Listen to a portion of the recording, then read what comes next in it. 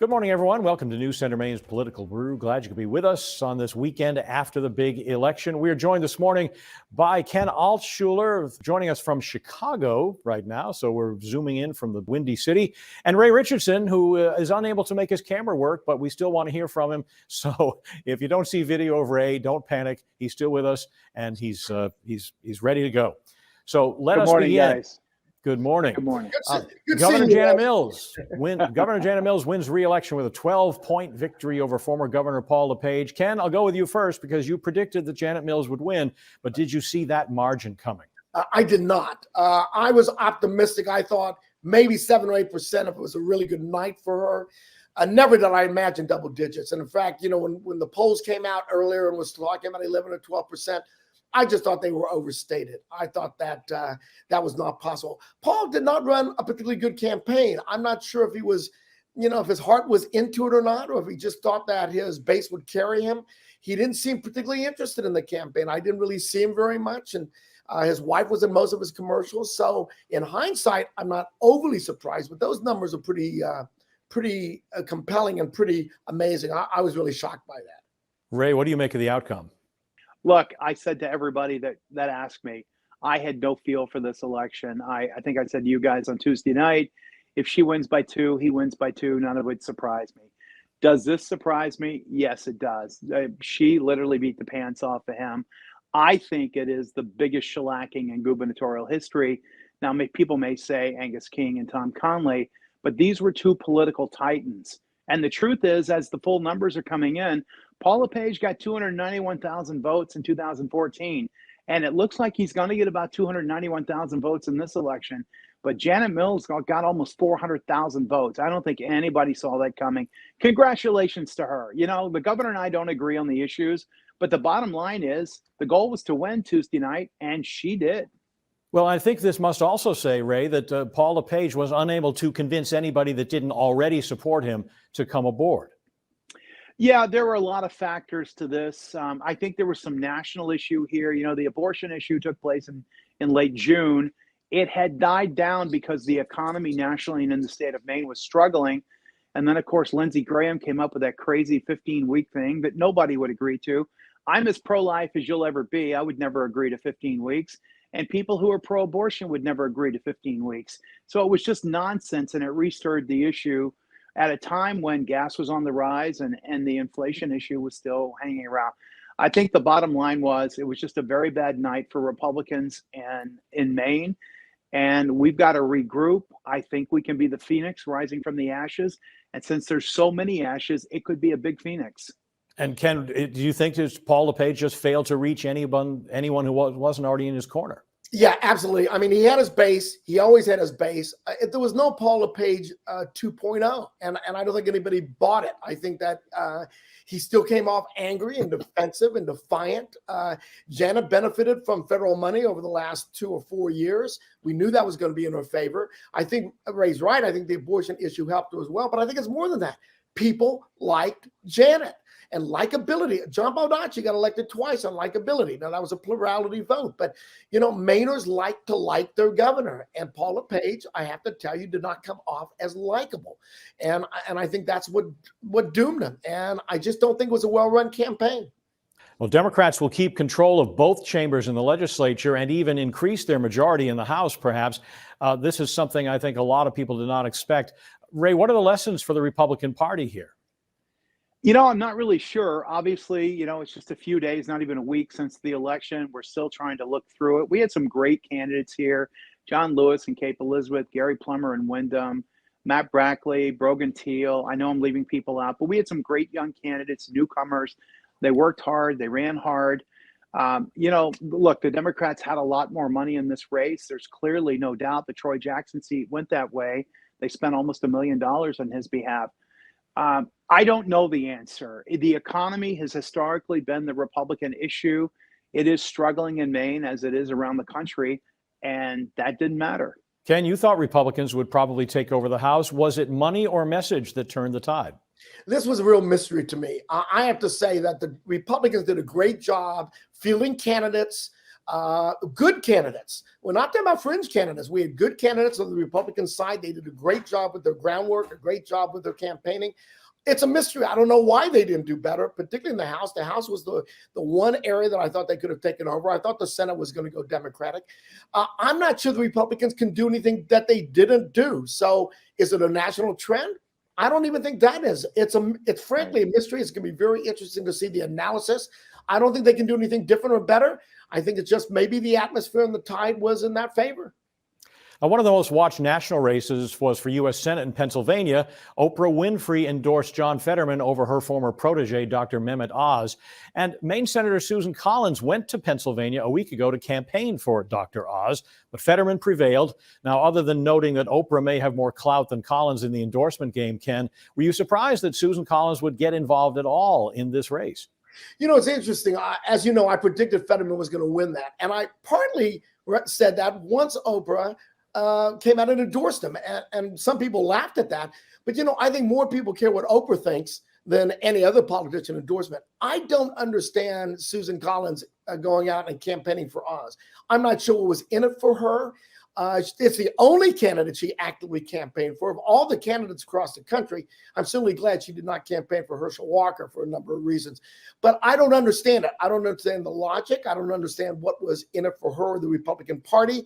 I don't think she would have pushed them over the top. So it is a mystery to me. I think Fetterman would have won this election even without Oprah's endorsement, but I think it helped, and I think that put him over the top.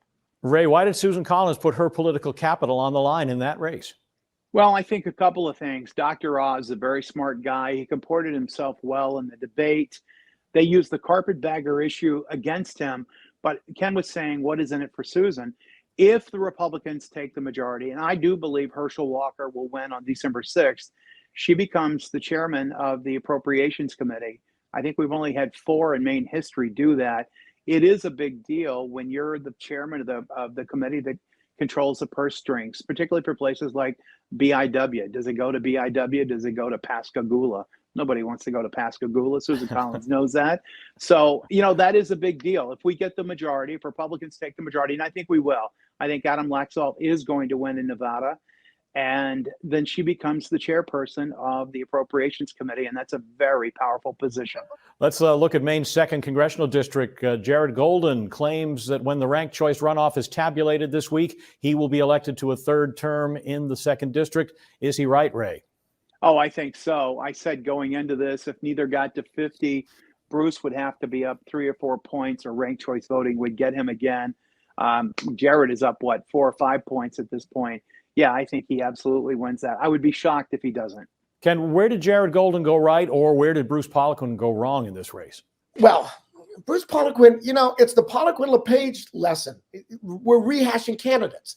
I think people want new blood. I don't think they want to see their candidates come back after, particularly Bruce Poliquin, after losing previously and being bitter about this loss. Jared is likable. He's in the 2nd District. He's a veteran. He's, I believe, a complete moderate Democrat. I know they portrayed him to be a pro-Biden Democrat, but he's not. And he's bucked the party before. He's likable. He's smart. And you're running against Bruce Poliquin again. And I don't see Bruce Poliquin as a 2nd District kind of candidate. They need to get somebody who is a little more homespun and a little more like Jared, a veteran, a hunter, and an all-around nice guy. I just think it was a mismatch again. Now, in the 1st District, another easy win for Congresswoman Shelley Pingree. She will serve her 8th term in Washington. Republicans had hoped that retired Navy SEAL Ed Thielander could do better than recent challengers to Pingree, but in fact, it looks as like he did a little worse. Ken, is there a Republican that can ever shake Shelley Pingree loose? What would it take? No. I mean, look, Shelley is the consummate congresswoman for the 1st District. She's liberal. She says the right thing, votes the right way. She's liked by the 1st District. Nobody's going to beat her. You're going to need a Republican who, I can't think of a Republican who would ever be able to beat her, frankly, unless she stumbles seriously, and that's not going to happen. She'll be Congresswoman until she doesn't want to be Congresswoman anymore. She's been pretty smart to not run for Senate when any seats come open or that nomination has been available to her. So she'll stay in the House as long as she wants to, unless you're like a Senator Grassley, who at some point is either going to have to stop running or he's going to lose the election because he's so old. And Shelley's not there yet. Yeah, she tried that Senate race once, didn't work out too well. Ray, do you agree with Ken? Yeah, I think Shelley is a tough opponent. I don't know why she does so well here. I realize this is a more liberal district here in the state of Maine and frankly around the country. But the fact is, she's never really accomplished much in Congress except show up. And I don't think that's enough. You ask, is there a Republican? He's not going to like this. But I think there is one. Steve Abbott, who is chief of staff for Maine Senator Susan Collins, he would be an excellent first district congressman. He knows how to win elections as he's run Susan Collins elections. He understands Maine. He's from here. He would hit the ground running in Washington and be a great representative of all of the district and not just the most liberal parts as Shelley is. I doubt Steve will do it, but I'll tell you, that's a fight I'd love to be in.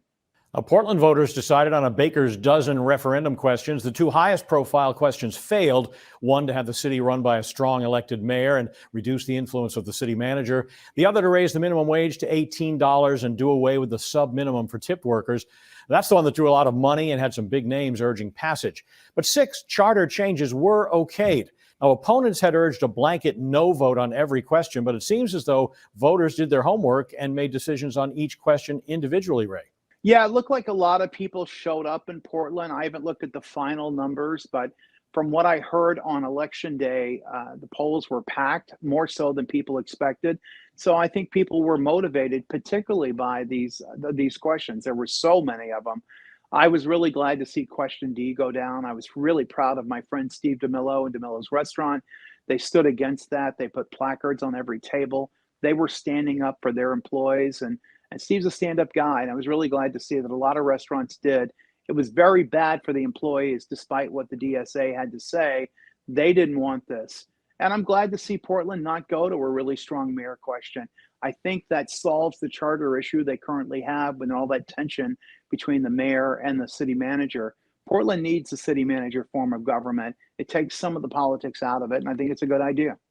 Ken, what do you make of what Portland voters did? Kudos to Portland. I have feared Portland becoming Seattle, and I don't think Seattle has a tax base that Portland doesn't have. But I was worried about the trend to the progressives and extreme progressives. And you hit it now right on the head, Pat. That Portland voters looked at each question individually. It wasn't a blanket yes. It wasn't a blanket no. It was an individualized selection. What they passed was not particularly bad referendum. What they voted against was bad proposals. Tip credit was a perfect example, and I agree with Steve DeMillo is a great guy, and I think that helped waitstaff. So kudos to Portland for really thinking before voting and showing independence and showing a moderation that Portland needs before they go down through the extreme road.